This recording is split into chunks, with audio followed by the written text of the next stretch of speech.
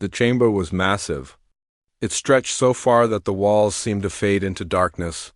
Thousands of beings filled the space, each one different from the next. Some had scales that glimmered like jewels. Others floated in containment fields filled with colored gas. A few were just lights, pure energy contained in geometric shapes. This was the Galactic Assembly, and Haiyan-Wu had learned to hate every moment he spent inside it. He stood at the human podium, a small platform that seemed even smaller in this enormous room. His dark suit looked plain compared to the exotic forms around him. His aide Ji-Wan stood beside him, her tablet ready, her face carefully neutral. They had practiced this expression many times. Never show anger. Never show hurt. Just present the facts and wait. Haiyan-Wu had been doing this for 20 years. 20 years of presenting human concerns to beings who barely looked at him. 20 years of watching other species receive help while humans were told to wait. 20 years of being treated like children at a table of adults. Today was different, though.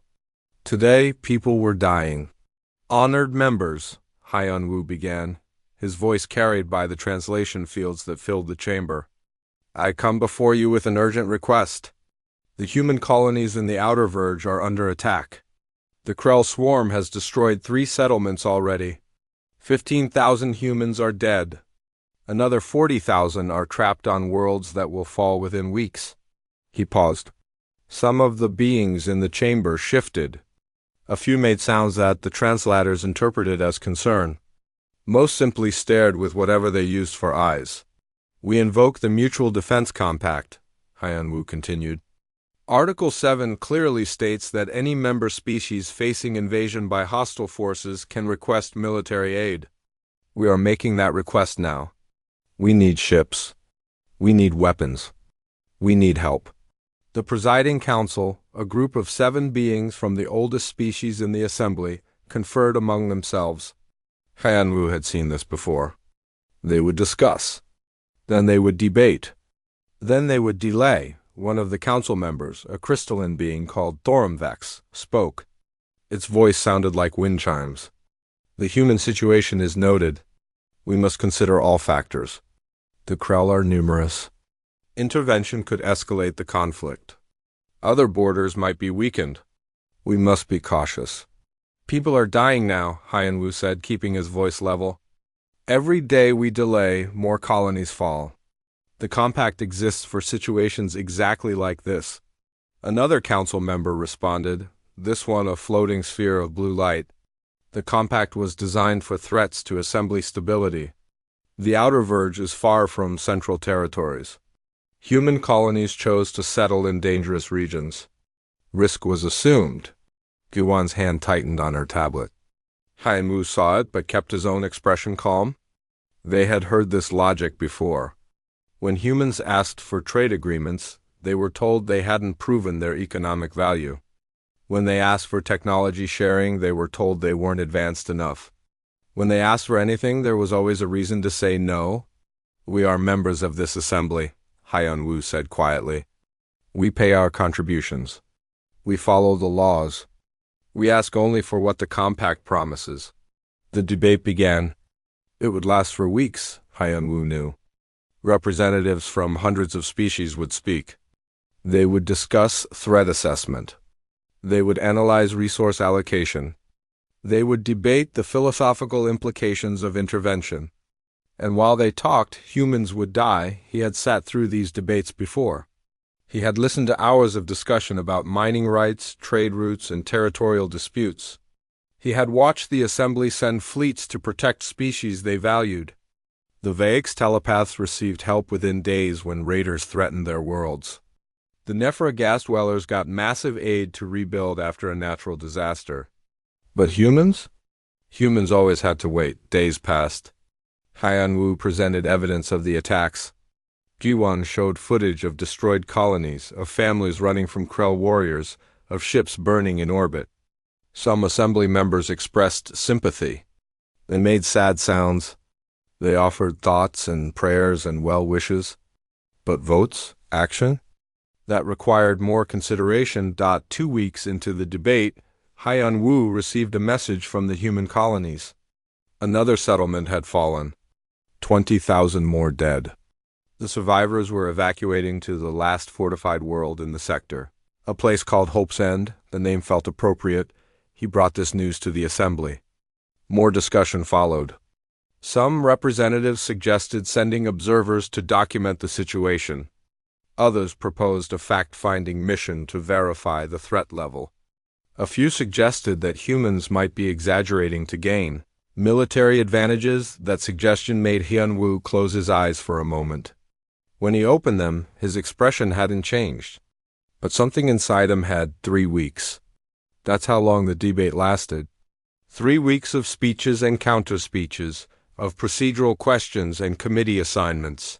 Finally, the vote came, the chamber filled with displays showing each species' choice. Green for yes, red for no, yellow for abstain. Han-woo watched the colors appear. More red than green. Too much yellow. The vote failed.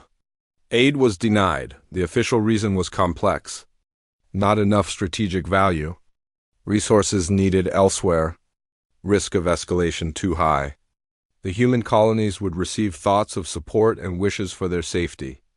But no ships. No weapons. No help. Hyun-woo stood at his podium and looked across the massive chamber. Thousands of beings went on with their business. Some were already discussing the next agenda item. Others talked among themselves about unrelated matters. The human crisis was over as far as they were concerned. The vote was done. He reached down and closed his briefing folder. The sound was small in that huge space, but Ji-won heard it.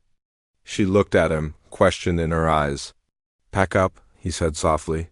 She understood immediately. Together they began gathering their materials. Tablets, documents, recording devices. All the tools of diplomacy that had proven worthless. Around them, the assembly continued its session. A dispute about mining rights in the Gamma sector. A trade disagreement between two species whose names Hyun-woo had never bothered to learn. Important matters, surely.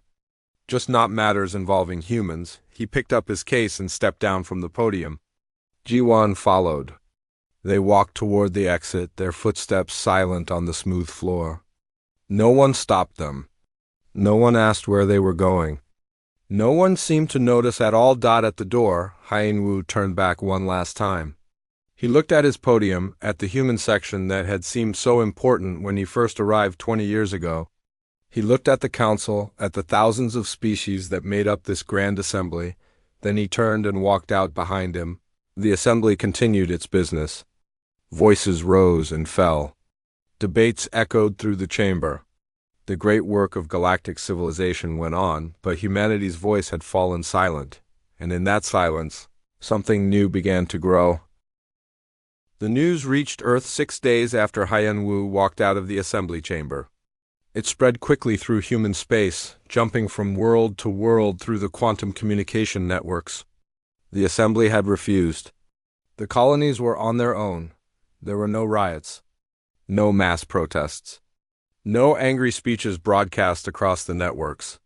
Instead, something quieter happened. Something more dangerous. People got to work. Captain Minho stood on the bridge of the warship Defiant, watching the shipyards of Luna orbit through the main viewport. He had served in the defense fleet for 15 years, mostly running patrols and escorting merchant ships. Boring work, but necessary. Now everything was changing. "Captain," his executive officer said, "we're receiving new orders from Fleet Command." Minho read them quickly. His ships were to proceed immediately to the outer verge, not to wait for assembly support, not to request permission. Just go, protect the colonies. Use whatever force necessary. "Helm," he said, "plot a course. Maximum speed. Signal the rest of the squadron." 12 ships broke orbit together. They were joined by others. Vessels from Mars, from the Titan shipyards, from stations scattered across human space. No grand announcements. No declarations of war. Ships simply moved, converging on the endangered colonies, like antibodies rushing to an infection, but ships alone wouldn't be enough. Deep beneath the surface of Earth, in a facility that didn't appear on any official maps, Dr. Yunji walked through corridors that hummed with power. The Prometheus Research Initiative had existed since humans first joined the assembly. Its purpose was simple: develop technologies that might be needed if humanity ever stood alone. That day had arrived. "Show me the weapons," Yunji said to her lead engineer, the engineer. A young man named Doyun pulled up holographic displays. "We have 3 primary systems ready for deployment. First, the kinetic impactors, magnetic accelerators that can launch projectiles at 0.3 light speed. Impact force equivalent to nuclear weapons, but with no radiation signature." "The assembly would consider those barbaric," Yunji noted. "The assembly isn't here," Doyan replied. Yunji smiled. It wasn't a pleasant expression. "Continue." "Second, we have the swarm nanites, self-replicating machines that can disassemble organic matter at the molecular level. We can program them to target specific DNA structures, in this case Krell biology. And third, quantum disruption fields. The Krell use telepathy to coordinate their swarm. We can jam that connection. Make them deaf and blind to each other." Yunji studied the data. These weapons had been theoretical for years. The assembly had strict rules about what weapons were acceptable. Energy weapons that gave targets time to surrender. Projectile weapons that could be defended against. Nothing too efficient? Nothing too permanent? "Begin production," Yunji said. "All facilities. Maximum output." "Ma'am, the assembly regulations don't apply to species they abandon," Yunji finished. "Get it done?" Across human space, the transformation accelerated. Civilian shipyards that built merchant vessels retooled their assembly lines. Factory stations that produced consumer goods switched to military production. Mining colonies increased output, feeding raw materials into the growing war machine, and people volunteered. Millions of them. On the colony world Artemis 7, Commander Soyan organized the defense. Her world was next in the Krell's path. Intelligence said they would arrive in 2 weeks. She had 5,000 trained soldiers and another 20,000 civilians who had never held a weapon. "How many of the civilians can fight?" her lieutenant asked. "All of them," Soyan replied. "We start training tomorrow. Everyone who can carry a gun will carry one. Everyone else will build fortifications, run supplies, or care for the wounded. They're farmers and merchants, not soldiers." Soyan looked at her lieutenant. "They're humans." "That's enough." The training began at dawn. Farmers learned to fire rifles. Teachers learned to operate anti-aircraft guns. Children too young to fight learned to run messages and tend the wounded. No one complained. No one asked if help was coming from the assembly. They already knew the answer. Meanwhile, something else happened. Something the assembly wouldn't notice for months. Human outposts in alien territories began closing. Scientists working in Vax research facilities packed their equipment and left. Merchants in Thorum trade stations settled their accounts and departed. Cultural exchange programs ended. Students came home. It happened quietly. No announcements. No explanations. Humans simply withdrew from assembly space like water receding before a tsunami. Ambassador Hyunwoo, back on Earth for the first time in years, met with President Hana. She was a small woman with sharp eyes and a reputation for making hard decisions. "The assembly is receiving reports of human withdrawals," Hana said. "They're starting to ask questions." "Let them ask," Hyunwoo replied. "We don't owe them explanations. Some species are protesting. They claim we have contractual obligations. We'll honor all contracts. Pay all debts. Then we're done." Hyunwoo looked out the window at the city beyond. "We spent 50 years trying to fit into their system. Following their rules, seeking their approval. Where did it get us?" Hannah nodded slowly. "The people are behind us. Support for withdrawal is over 90%. Even those who wanted closer assembly ties are changing their minds. Because they finally see the truth," Hyunwoo said. "We were never partners. We were pets. Cute little humans who might be useful someday, but never equals. So what now? Now we prove we don't need them. 6 weeks after the assembly vote, Captain Minho's fleet arrived at Hope's End. The colony was under siege. Krell ships surrounded the planet, bombarding defensive positions. On the ground, millions of refugees huddled in shelters. All ships, Minho broadcast, arm weapons. Prepare for combat. Remember, the Krell don't take prisoners. Neither do we. The human fleet attacked. Not with the cautious tactics the assembly preferred. Not with warning shots and demands for surrender. They came in fast and hard, weapons firing before the Krell could react. Kinetic impactors ripped through Krell ships. The impacts were devastating. Ships that had been thought impenetrable shattered like glass. The Krell swarm tried to adapt, tried to coordinate a defense. Then the quantum disruption fields activated. Suddenly, the Krell couldn't hear each other. Their telepathic network went silent. Individual ships found themselves alone, cut off from the swarm intelligence that guided them. They panicked. Minho watched the battle unfold with cold satisfaction. Deploy the nanites. Target their largest ships. The swarm nanites spread through space like invisible fog.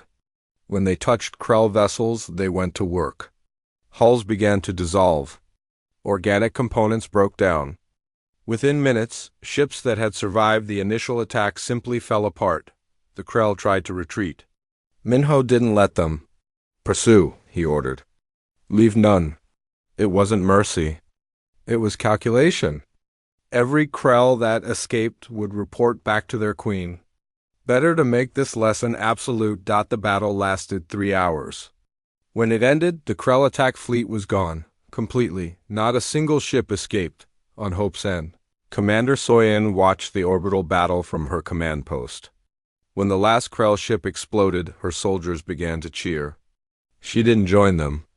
Instead, she activated her communication link. Captain Minho, this is Soyin. The ground forces are ready. Send down the coordinates of any remaining Krell positions. We'll handle cleanup. Understood. Commander, you should know more Krell forces are 3 weeks out. This was just the first wave. Then we have 3 weeks to prepare. Soyin out. She turned to her soldiers. The cheering had stopped. They were watching her, waiting. Get back to work, she said. This isn't over. Not even close. We've got 3 weeks to turn this planet into a fortress. Move. They moved. Across human space, the response was the same. No celebrations. No declarations of victory. Just grim preparation for what came next. The assembly had remained silent when humanity needed them. Now humanity would rise on their own terms. The Krell Queen Mine had existed for 3,000 years. It had consumed 17 species and conquered 42 worlds. Its swarm numbered in the millions. It had never known defeat. That changed in 6 months. Captain Minho stood on the bridge of his flagship, now called Retribution, and watched another Krell hive ship die. The massive vessel, large as a small moon, broke apart under sustained kinetic bombardment. Millions of Krell died in moments. He felt nothing. That's the last of their heavy units in this sector, his tactical officer reported.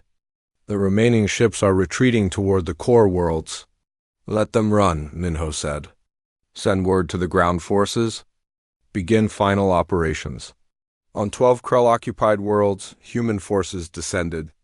These weren't the defensive battles of the early war. This was extermination. Commander Soyin led the assault on the largest Krell colony, a world they called Hive 7. The fighting was brutal. The Krell fought desperately, knowing no mercy would come. They were right. Human soldiers moved through the hive complexes with weapons that the assembly would have banned instantly. Flamers that burned at temperatures hot enough to melt stone. Sonic disruptors that liquefied organic tissue. Chemical agents that Soyin didn't even have names for. Sir, one of her lieutenants said, there are Krell young in this chamber, non-combatants. Soyin looked at the lieutenant. He was young, new to combat. Still thought like the old world, when humans followed assembly rules about proportional response and civilian protection. The Krell don't have non-combatants, she said quietly. Every one of them is part of the swarm. Every one will grow into a warrior. Clear the chamber. The lieutenant hesitated, then nodded. The work continued. 3 weeks later, the last Krell stronghold fell. The Queen Mind, desperate and alone, broadcast a message across all frequencies. The translators made her thoughts into words. We surrender. We beg, we will retreat. We will never return. Please. The message reached Earth, it reached the fleet. It reached every human commander in the field. The response was silence, not because humans were cruel. Not because they enjoyed suffering, but because they had learned a lesson from the assembly. Some threats needed to be ended completely. Captain Minho gave the final order. Deploy the planet crackers. The weapons were another gift from Dr. Youngji's research teams. Massive devices that burrowed to a planet's core and triggered chain reactions in the mantle. The Krell homeworld shook. Then it split. Then it died. The Queen Mind's final scream echoed through space for a moment. Then it fell silent. The war was over. The Krell swarm, which had terrorized the galaxy for millennia, no longer existed. Not defeated, not scattered, erased. News of the victory spread. It reached the assembly within days. The response was not what humanity expected. A delegation from the Vaix consensus arrived at human border stations, requesting an urgent meeting. Admiral Jinho, who commanded the Terran defense perimeter, received them in a sterile conference room. No hospitality. No warmth. Just business. The Vaix were telepaths, beings of pure thought given form. Their representative, a shifting pattern of light and energy, spoke directly into Jinho's mind. We come with congratulations on your victory. The Krell were a menace to all species. The Assembly wishes to discuss your weapons technologies. They are most impressive. Jinho raised one hand. Stop, don't speak in my mind. Use words like everyone else. The Vax seemed surprised but complied, using a translation device. My apologies. We meant no offense. As I said, we wish to discuss. No, Jinho said simply. I'm sorry? No discussion. No technology sharing? No meetings with Assembly representatives. We're done with the Assembly. The Vox flickered with what might have been confusion. But surely you want to return to the galactic community. We can offer much. Trade agreements. Technology exchanges, recognition. We don't need your recognition, Jinho replied. We asked for help when our people were dying. You debated for 3 weeks and then said no. That told us everything we needed to know about the galactic community. But that was a complicated situation. It was simple. We were members. We needed help. You refused. Now we don't need you. Jinho stood. This meeting is over. Return to assembly space. Don't come back. The Vax delegation left, confused and disturbed. They had never been dismissed so completely before. On Earth, President Hana addressed humanity through the internal networks. Not the galactic channels. Those connections had been severed. People of Earth and all human worlds, she began. 6 months ago, the Assembly abandoned us. They left us to die because we weren't important enough to save. We survived because we saved ourselves. We won because we fought with every weapon, every tactic, every advantage we could create. She paused, looking directly at the camera. Some of you may wonder if we'll rejoin the Assembly now, if we'll seek their approval again. The answer is no. We are done asking permission. We are done following their rules. We are done pretending we need their validation. From this day forward, humanity walks its own path. We will help those who need it. We will trade with those who deal fairly. We will defend ourselves against any threat.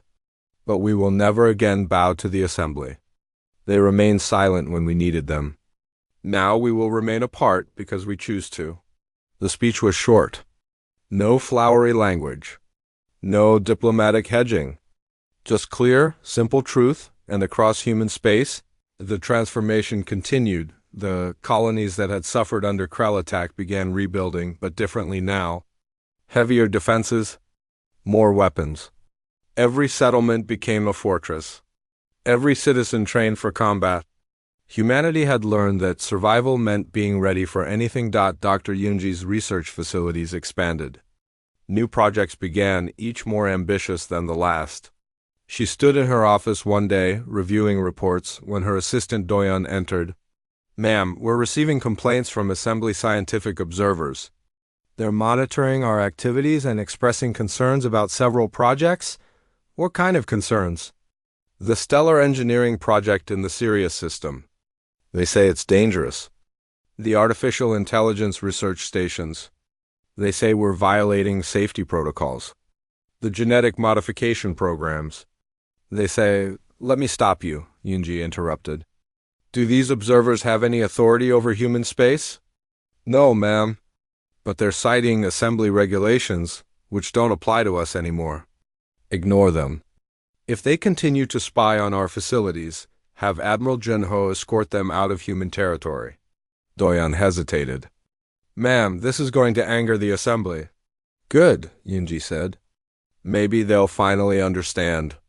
We're not their junior partners anymore. We're not their students. We're not their problem to manage. We're just done with them." Across the galaxy, species that had commercial relationships with humanity began feeling the impact.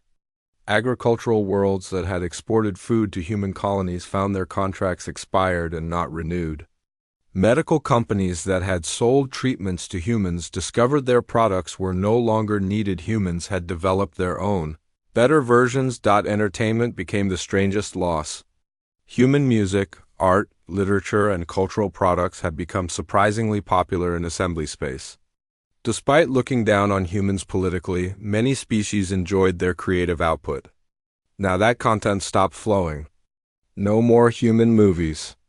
No more human music. No more human stories. Some species barely noticed.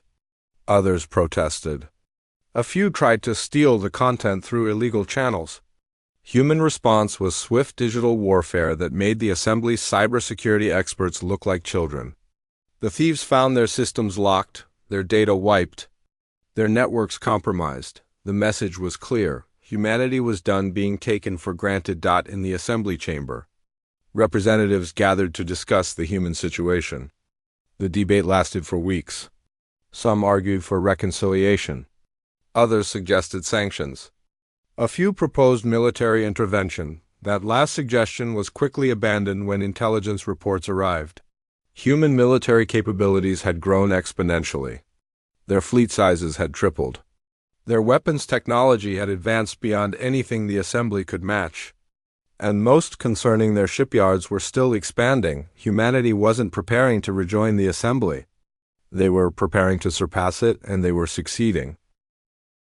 20 years passed like water flowing downhill, steady, inevitable, changing everything in its path. The galaxy was not the same place it had been when Haiyan Wu walked out of the assembly chamber. The careful peace that the assembly had maintained for centuries was cracking. The galactic core, that ancient heart of civilization, was becoming unstable. Stars flickered and died earlier than they should. Spatial anomalies appeared without warning. And species that had lived in the deep core for millennia were fleeing outward. They brought war with them. The assembly tried to maintain order. They negotiated. They mediated. They created committees to study the problem. But refugees kept coming. And they needed resources, worlds, food, safety. The species already occupying those worlds didn't want to share. Wars erupted along the spiral arm. Small conflicts at first. Border disputes. Resource arguments. Then larger ones. Entire sectors burning as desperate refugees fought established powers. The assembly debated endlessly. They created peace initiatives. They sent observers.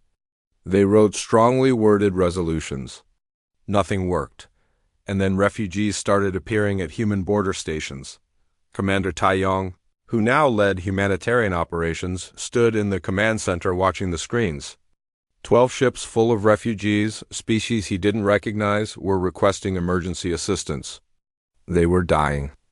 Life support failing. Food running out. Children suffering. "Sir," his aide said, "they're requesting entry to human space. They say they have nowhere else to go." Tai Yong studied the data. These weren't soldiers, not invaders, just people who had lost everything. Women and children mostly, the elderly, the wounded.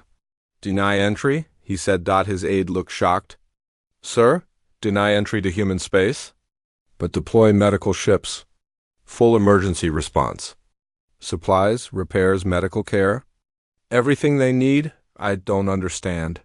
Taeyong pulled up a map of nearby space. Here, this nebula. It's uninhabitable for most species, but we can make it work. Send construction ships. Build stations. Create a safe zone. Full infrastructure life support, food production, medical facilities. Give them a place to survive? That's going to be expensive, sir. We can afford it. But they don't enter human space. The assembly made it clear other species' problems aren't our responsibility. We'll help them survive. We'll give them shelter, but outside our borders. The aide nodded slowly, understanding. Because if we let them in, more will come. And eventually we'll be responsible for the entire galaxy's refugees. Exactly. Help without entanglement. Charity without obligation. The assembly way taught us that lesson well. Within days, human construction ships arrived at the nebula. They worked with frightening efficiency. Stations rose from nothing. Habitats formed in the void. Food production began. Medical centers opened. The refugees arrived to find a fully functional settlement waiting for them. They were grateful. They were also confused. Why would humans help but not allow them closer? Why save them but keep them at arm's length? Commander Taeyong explained it simply to their leaders. We will help you survive. We will give you the tools to rebuild. But we will not become responsible for your future. That is yours to shape. More refugees came. More safe zones were established. Humanity's border became ringed with settlements that existed in a strange space not human territory, but under human protection. Not members of the assembly, but not abandoned either. The assembly watched this with growing concern. Meanwhile, humanity's expansion continued. But it wasn't expansion through conquest or colonization of inhabited worlds. Instead, humans went to places no one else wanted. Dr. Yuna, who had taken over the research initiative after Dr. Yunji's retirement, led projects that made even human engineers nervous. She stood in an observation station watching. A Dyson swarm take shape around a young star.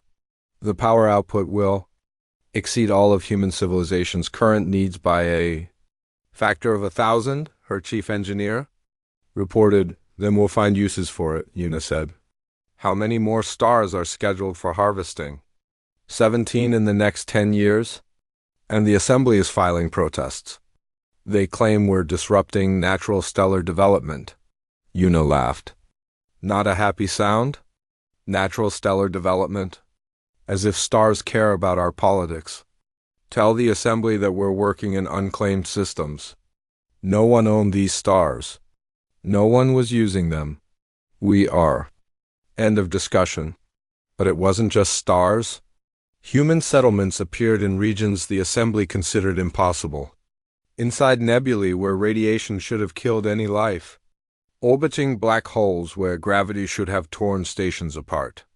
In the coronas of unstable stars where temperatures were measured in millions of degrees. Human technology had advanced to the point where impossible was just another problem to solve. The terraforming operations were particularly impressive. Worlds that the assembly had surveyed and declared uninhabitable were transformed in years. Atmospheres were constructed. Oceans were seeded. Ecosystems were engineered from scratch. Within a generation, these dead rocks became gardens. And humans kept expanding. Not aggressively. Not militarily. They just spread like water, finding every crack and crevice, filling spaces no one else could occupy. The assembly sent another delegation, this time to a human world called New Horizon, a planet that had been a barren rock 50 years ago and was now a thriving agricultural center. The delegation was led by representatives from 3 major species: the Vox telepaths, the Thorum crystalline collective, and the Nefer gas dwellers. They met with the planetary governor, a woman named Jasu. "We come with questions," the Vox representative said, using a translator this time. "Your expansion is unprecedented. Your technology advances beyond our understanding. We wish to understand how." Jasu smiled politely. "Why? To learn. To share knowledge. The Assembly has always believed in collective advancement. The Assembly," Jasu interrupted, "spent centuries learning from each other while keeping humanity at the children's table. You shared technology among yourselves, but never with us. Now you want to know our secrets?" The Thorum representative spoke, its voice like crystals ringing together. "That was an error. We acknowledge this. But surely you see the benefit of cooperation." "We do," Jasu agreed. "That's why we trade with species who deal fairly. We share medical technology with those who need it. We even protect refugees from wars we didn't start. But we don't share military technology. We don't explain our research. And we don't rejoin the Assembly. But why?" the Nifra asked, its gas form swirling in agitation. "You have clearly surpassed us in many ways. You could lead the Assembly, shape policy, guide the galaxy." Jasu leaned back in her chair. "Let me tell you a story. 20 years ago, human colonies were under attack. We asked the Assembly for help. The response was debate, delay, and ultimately refusal. While you talked, 15,000 humans died. We learned something important that day." "What?" the Vax asked. "That we're better off alone." "But you're not alone," the Thorum pointed out. "You help refugees. You trade with many species. You maintain diplomatic relations with dozens of governments." "True," Trusu acknowledged. "But we're not part of your Assembly. We don't follow your rules. We don't ask your permission. We act according to our own judgment and live with the consequences." The delegation tried different arguments. They offered trade benefits, technology exchanges, cultural programs. Nothing worked. Jasu was polite but firm. Humanity's answer was no. As the delegation prepared to leave, the Vax made one final attempt. "You do realize that many species fear you now? Your military strength, your rapid expansion, your technological superiority, it makes others nervous." "Good," Jasu replied. "Fear keeps people honest. The Assembly never feared us before. They dismissed us, ignored us, left us to die. Now they're afraid we might do the same to them? That's progress." After the delegation departed, Jasu contacted Earth. President Hana, now elderly but still sharp, listened to the report. "They're getting desperate," Hana observed. "The core instability is getting worse. Wars are spreading. They need our help. Should we offer it?" "No, let them struggle. Let them debate. Let them learn what it means to face problems their committees can't solve. We'll help innocents caught in the chaos." "But the Assembly itself? They can figure things out on their own?" Across human space, the sentiment was the same. Humanity had moved on. They built. They created. They expanded. But they didn't look back to the Assembly for approval or guidance. They had learned to rise on their own, and they discovered they preferred it that way. 50 years after Haiyan Wu walked out of the Assembly chamber, reality broke. It started at the galactic core. Space itself began tearing. Not metaphorically. Actually tearing. Holes appeared in the fabric of existence, and through those holes came things that shouldn't exist. Creatures made of angles that hurt to look at. Ships that moved in directions that had no names. Weapons that killed by unmaking the concept of life itself. The Assembly called them the Void Incursion. Humanity, hearing the reports, called them what they were. Demons from another dimension. And they were winning. The great powers of the Assembly tried to fight. The VX telepaths attempted to communicate with the entities. Their minds shattered. The crystalline Thorum calculated perfect battle strategies. The entities ignored physics. The Nephara deployed their massive fleet, ships that had protected 100 worlds. The fleet simply ceased to exist, not destroyed but unmade. Entire sectors fell into non-space. Billions died. The assembly, which had governed the galaxy for thousands of years, was helpless. In the assembly chamber, now only half full as species fled or perished, the presiding council made a decision. They sent messages to human space. Not diplomatic overtures. Not trade offers. Just 3 words repeated over and over: help us, please. For 3 weeks, there was silence from humanity. The assembly grew desperate. More messages. More pleas. Some angry. Some begging. All ignored. Then the human fleets arrived. Grand Admiral Kiwu commanded. The largest war fleet any species had ever assembled. 5,000 ships. Not the defensive vessels humanity had maintained 50 years ago. These were warships built with technology the assembly couldn't understand. Each one could destroy a planet. Together, they could reshape star systems, but they didn't come to save the assembly. They came for the innocents. Kiwu stood on the bridge of his flagship, Absolute, watching the tactical displays. Red zones marked where reality had broken. Orange zones showed areas under attack. Yellow zones indicated refugee concentrations. All ships, he broadcast, begin rescue operations. Ignore military installations. Ignore assembly infrastructure. Focus on civilian populations. Extract and evacuate to the safe zones we've prepared. The fleet split into dozens of task forces. They descended on worlds where reality was breaking, where entities from the void were consuming everything. Human soldiers fought not to win territory but to buy time. Time for families to reach evacuation points.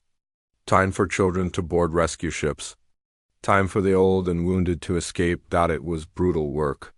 The void entities didn't die easily. Conventional weapons were useless. But humanity had learned much in 50 years of isolation. They had studied dimensions, bent physics, created weapons that could harm things that technically didn't exist, reality anchors deployed, massive devices that forced normal physics on areas where reality had broken. The void entities screamed, a sound that translated across dimensions as pure wrongness. But it worked. They became vulnerable. And when they became vulnerable, they could be killed. Captain Minho, now elderly but still serving, led ground forces on a world called Sanctuary Prime. Millions of refugees huddled in bunkers while void entities prowled above. His soldiers fought building by building, street by street, using weapons that made space itself their weapon. "Sir," his lieutenant reported, "we've cleared the northern sector. Evacuation ships are loading now." "Good, move to the eastern sector. We've got 4 hours before this planet falls completely." "Sir, the Assembly Defense Forces are requesting we help evacuate their military command post." Minho checked the location. It was nowhere near any civilian populations. "Denied. We're here for people, not politicians." "Tell them to save themselves." The evacuation continued. Humanity's ships weren't the largest. They weren't the fastest. But they were numerous and they were relentless.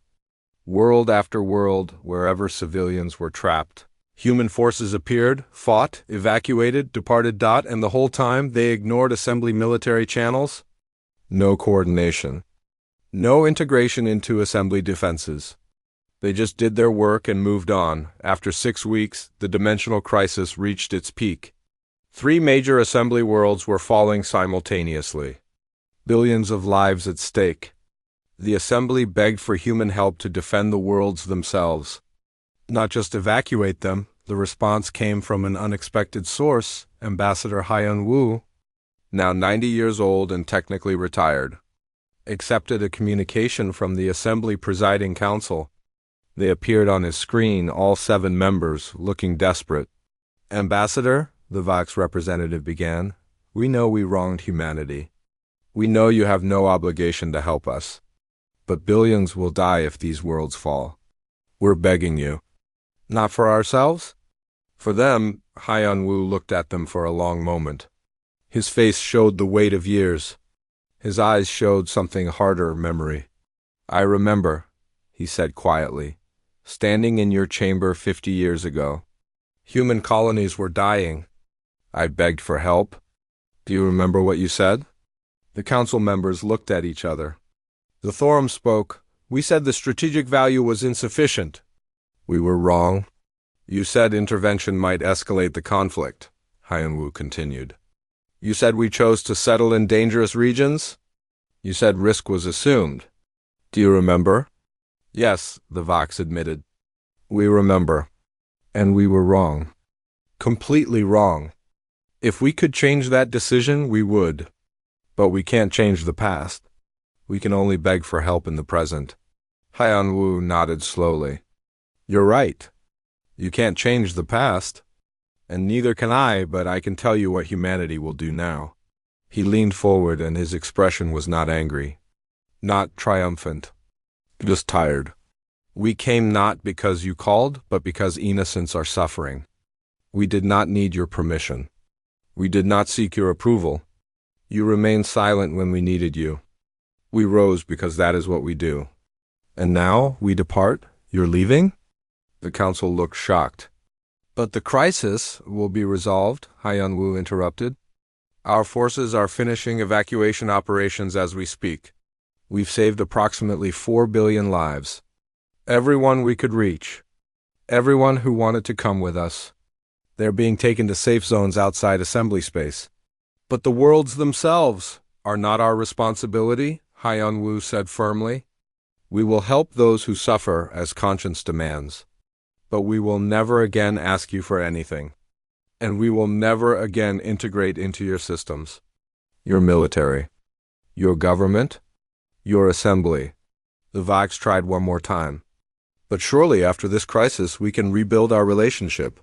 We can be true partners. No, Hyunwoo said simply. We're done. Not in anger. Not in triumph. We're done because we have outgrown the need for your assembly. We will continue to help those who suffer. We will trade with those who deal fairly. We will defend ourselves and our interests. But we will never sit in your chamber again. We will never debate for weeks while people die. We will never wait for your permission to do what's right. He stood, despite his age making the movement slow. This transmission is ending. Our forces will complete their operations and withdraw. We wish you luck with your crisis. But humanity's involvement ends today. The screen went dark. The Assembly Council sat in silence. Outside their chamber, the dimensional crisis continued. Human forces completed their evacuations over the next week, then departed as promised. They left behind reality anchors and weapons caches for those who remained to defend themselves. They left detailed instructions on how to fight the void entities, but they left. The assembly fought on. They adapted. They learned. Slowly, desperately, they pushed back the incursion. It took 5 years, but they survived. Battered, diminished, but alive, and through it all. Humanity remained apart. In the decades that followed, humanity became something between legend and mystery. They appeared when disasters struck, saved who they could, then vanished. They traded when it benefited them. They shared knowledge occasionally. But they never rejoined the assembly. They never explained themselves. They never asked for recognition. The assembly chamber where Hyunwoo once stood remained mostly unchanged. His old podium was still there, empty. Some younger species, recently admitted to the assembly, asked why it wasn't reassigned. The elder species knew. They kept it empty as a reminder. A lesson. A warning carved in absence. When you dismiss someone, don't be surprised when they stop asking for your approval. And don't be surprised when they exceed you anyway. Humanity didn't conquer the galaxy. They didn't destroy the assembly. They didn't seek revenge. They simply rose above those who had looked down on them. They built a civilization on their own terms, helped others when conscience demanded, and lived free from the approval of those who had once thought themselves superior. The assembly remained. But it remained diminished, reminded daily by an empty podium that some things, once lost, can never be reclaimed. And humanity? They were out among the stars, building, growing, creating content to live without the assembly's recognition, because they had learned the most powerful lesson of all. The only approval that truly mattered was their own.